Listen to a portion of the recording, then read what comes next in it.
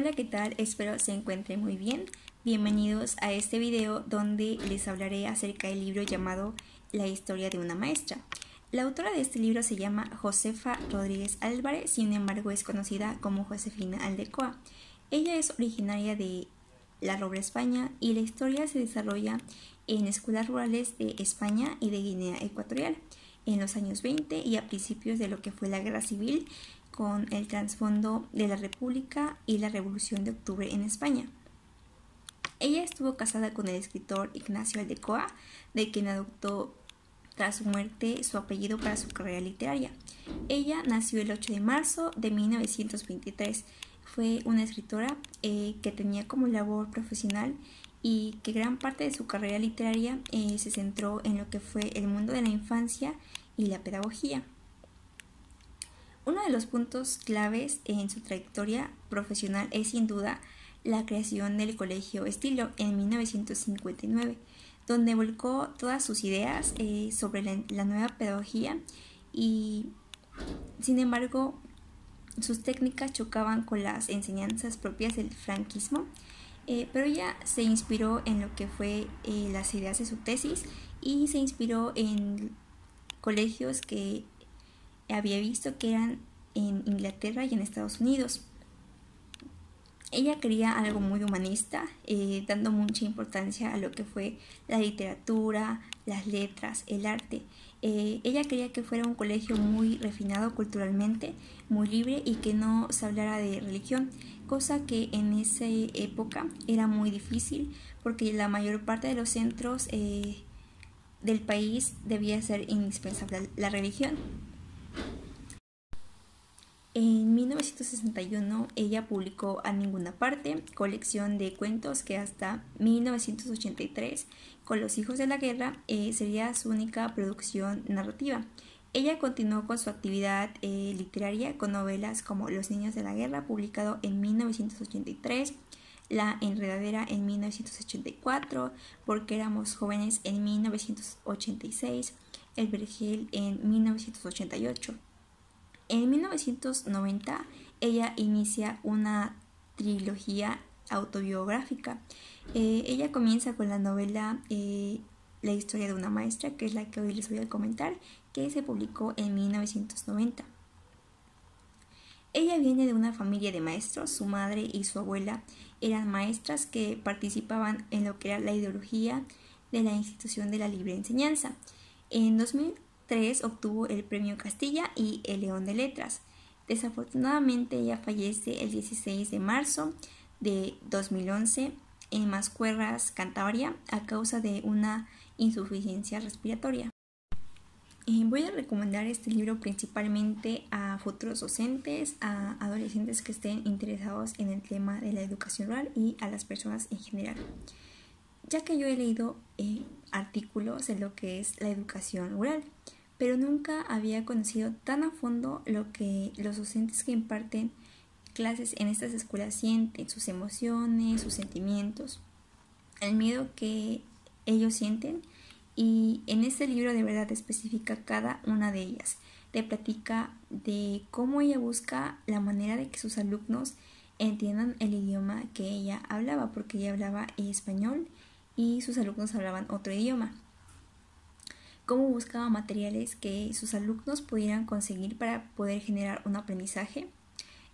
También de cómo tuvo que enfrentar en los lugares que ya estuvo la ignorancia de las personas, la mente tan cerrada que los padres de familia tenían, al punto de llegar a que sus hijos varones abandonaran la escuela, porque ella les enseñó a bordar y los padres decían que los iba a convertir en niñas porque iban a perder la fuerza y después no iban a querer trabajar. Desafortunadamente, por cuestiones de salud, ella tuvo que abandonar estas escuelas, pero ella hacía su trabajo con mucho amor. Decía que ella no buscaba la fortuna, sino que ella buscaba enseñar y al mismo tiempo aprender y generar nuevas experiencias. De igual manera, como tuvo que luchar contra ideologías que tenían en la comunidad donde ella trabajaba, ella quería que la escuela fuera laica, libre de religión, y muchas personas, especialmente el cura del pueblo y un señor que era adinerado, se molestaba mucho con ella y con su esposo, porque decían que ella quería imponer algo que estaba mal para el pueblo. Afortunadamente el alcalde les dio su apoyo y aún así la gente seguía resistiéndose al cambio. De verdad recomiendo bastante este libro. Es una historia muy bonita, con momentos tristes, pero te dejan una gran enseñanza. Te hace ver la educación desde una perspectiva muy diferente a lo que tú te imaginas, dejando a un lado lo que ya conocemos, que nos dicen que es que no hay luz, que no hay recursos didácticos, que no cuentan con una infraestructura como tal. Te hace conocer más allá de esto y te lleva a la realidad de cómo los docentes que son recién egresados se ingenian de cómo pueden enseñar a tantos niños, y es ahí donde te puedes dar cuenta que la escuela no te prepara para esta situación, sino que por ti mismo debes aprender y adaptarte a estas condiciones. Bueno, el libro trata acerca de una maestra en su estadía en escuelas rurales. Ella cuenta todo lo que vivió, su primer itinerario dice que no lo recuerda. El segundo, ella menciona que tenía preparado un discurso para su primer día, pero no lo pudo decir y lo único que dijo es que quién sabía leer. Para esto un niño le responde que él, y ella le pregunta que los demás, y el niño respondió que no, que solo él, que si supiera no estarían ahí. Y la maestra ingenuamente le pregunta entonces dónde estarían, y el niño le responde que trabajando. Pasaron los meses y estaban aprendiendo a leer, pero poco a poco se fueron saliendo hasta que no quedó ningún alumno. Eso fue en su segunda escuela. Partió a otra comunidad donde un señor le dijo que iba a estar difícil su llegada, ya que la anterior maestra los tenía muy abandonados. Llegó a la comunidad y la gente se reunió para decidir en dónde ella se iba a quedar. Y nadie hablaba y decidieron que se quedara con un señor, pero ella decía que se sentía como una rifa, ya que decía que quién se quería quedar con ella. Para esto la gente le dice que se quede con un señor llamado Wenceslao. Entró a la casa para instalarse y la gente afuera estaba hablando, murmurando cosas, y entonces entraron por ella para decirle que ahí no se iba a quedar, porque decían que es el señor con el que se iba a quedar era soltero, y entonces como la gente era de mente muy cerrada, suponía cosas, entonces ella mejor quiso evitar esos rumores y le agradeció al señor. Ella aceptó irse con una señora llamada María, debido a los malos entendidos que podía haber.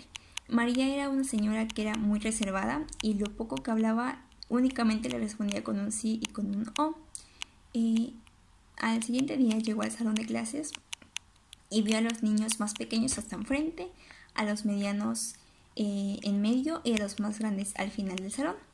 Ella dividió a los niños en 3 grupos: los que no sabían ni las letras, los que no podían leer ni escribir pero ya sabían dominar ciertos mecanismos, y por último los que leían y escribían de manera fluida. Para esto limpiaron el salón y como no tenían dónde sentarse, ella les pidió que trajeran para el siguiente día una silla de su casa y una tabla para que ellos pudieran escribir. De igual manera les comentó que iban a pintar su salón, que trajeran cal. Para esto el alcalde se entera y acude a regañar, por así decirlo, a la maestra diciéndole que venía a enseñar, no a pintar. Y así fue transcurriendo su estadía.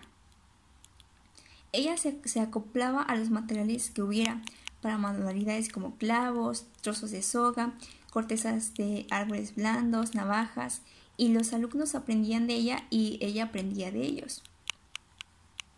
Al final ella se queda con puras niñas, ya que les enseñaba a bordar, y los padres se enteraron y dejaron de mandar a los niños, ya que decían que les estaba enseñando a ser niñas para que ellos perdieran la fuerza y no trabajaran.